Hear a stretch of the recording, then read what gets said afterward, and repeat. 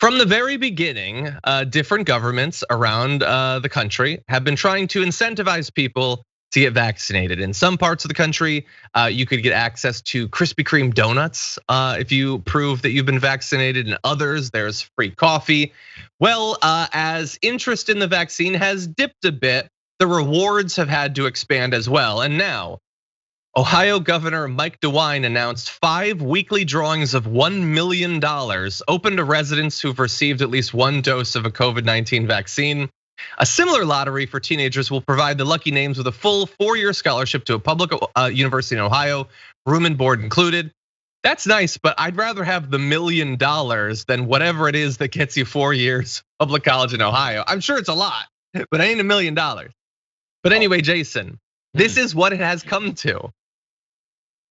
Fine, I'll take it. Like, hey, well, okay. If I had been an Ohioan, or if I was an Ohioan, I'm so unlucky. Like when I used to go to the casino, I would owe the casino money because that's how unlucky I was. So I probably wouldn't win either of them. But in theory and the idea, it's incredible. I think it's very, very laughable that we have to incentivize people to get vaccinations after, if we chart back to this time last year, or maybe a month ago, 2020, March through May were just like dismal, right? The news, deaths, you couldn't get toilet paper, PPE, food, everything was just, it was like the end of the world. It was I Am Robot waiting to happen.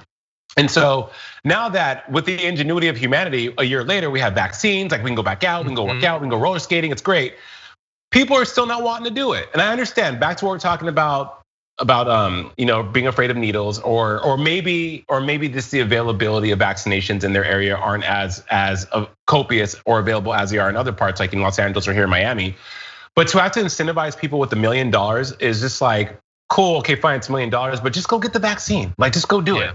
And who's gonna win that? Because you know what, lotteries though, just like when you play the Monopoly game at McDonald's, there's all these like hidden, small fine print that this is 1 in 900 billion chance of you winning this. So no one's really gonna win those prizes, if you will. I don't think. Well, the odds are still low, but get in while you can. Nearly 42% of Ohioans have already received 1 dose of a vaccine. That number's probably gonna go up. So it's weekly. You want it right now. Yeah, you're totally right. Like I stood in lines to get into supermarkets and stuff like that. I bought toilet paper from China off of eBay. And like the idea that at that point, like, oh God, everything's changed. The world is falling apart. And in 1 year, you'll have to give me $1 million for me to be totally immune to this whole thing. That's crazy. It's crazy. Why do it's medicine. That's the reward. Like, what do you need? 50,000 for the measles? 100K for polio? How much do you need to be free from disease? Right, like, hey, we'll throw in a bonus 50 grand if you get the flu shot. But look, over 150 million Americans have already been vaccinated. I'm not sure what the numbers are in Ohio, but I think what needs to be incentivized is the follow-up vaccine, because I talked to Dr. Oz earlier this week and he had said that people are forgoing the second shot because either they don't want to do it, they forget, or they feel because of herd immunity may be a thing, and that the efficacy of the J&J, the Pfizer, the Moderna is pretty good, that a second shot isn't whatever. But now the CDC is saying that no, within the next 20 months or 12 to 20 months, booster shots are going to be needed for these new variants that are emerging from the UK and across the pond. So I could see Ohio incentivizing for that. But just to give them that millennial trophy of you get a prize for just showing up is ridiculous. They should put that $1 million to something else that could help the economy or something. I don't know. Sure. Look, I kind of disagree. I think this is ridiculous, but I think it's ridiculous that it might be necessary. I don't think that Governor Mike DeWine is the villain here. He's almost always the villain, but I don't think he's the villain here, because apparently you do need $1 million drawings to incentivize people. But if we can go a little bit dark for a moment, here is the comparison I want to make, not just from how we felt about the virus a year ago to now needing to be paid so much money to be free from it and be able to go back out in our life, but also the current state, because in America, we need to juice you up with $1 million to get you to take your free medicine. And data showed that at least 4,200 people died from COVID-19 in India over the last 24-hour period. And that's just the recorded numbers, which are not, of course, accurate.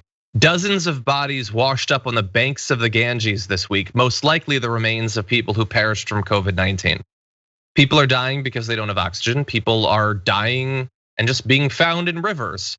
Thousands of people are dying every single day. And in America, we need to give you donuts and maybe $1 million to get you to take the vaccine that I have a feeling a lot of people in India would love to have right now. So and are dying literally to have right now, yeah. John. Thank you for highlighting this stark example of the privilege we have here in the United States, and about being able to have. They always say that when you're able to make a choice, you have the privilege of choice. And it's never lost on me how in 2021, and with all the advances, with everything that we've done, just going back to the vaccine, a year ago, I remember watching TYT, you and Anna talking about the possibility of a vaccine and how long that may take. And it seemed like they were estimating 2.5 years, maybe 3 years to have a vaccine for COVID-19. And here we are 15 months later, fully vaccinated, people fully vaccinated. Yeah. It's like now they have vaccination field trips. People get together, go get vaccinated together, right? Yeah. And so with that said, I bring that up because the ingenuity and the resiliency of humanity when we want to get something done to return to our incredible lives of football and outdoor activities, we get it done. But yet, people that don't live in progressive, I would say communities or progressive that have the infrastructure to be progressive, like in India, where bodies are just floating around in this river, which is also a biohazard. Why can't we help them? Why does their experience have to be that when we've already solved the problem? Why can't we make them part of the solution? Why is that? It just blows my mind that we haven't found a solution for that. We can find a solution for everything else though. And they're humans, they deserve a chance, right? They shouldn't be dying to have a vaccine. They should be living because of the vaccine. Yep. Yeah, I'm sure we'll help out at some point. And how many people will die between now and then? If 4,200 are being reported to have died, and it's way higher than that. That's every day. That's I'm not great at math.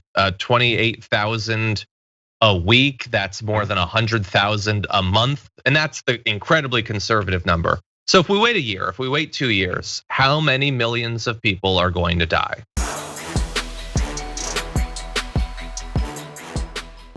For more political news breakdowns, interviews, stories of activism, and me trying my hardest to care about the occasional big celebrity news story, subscribe to our YouTube channel at youtube.com/The Damage Report. And you can ring the bell wherever it is so you don't miss anything.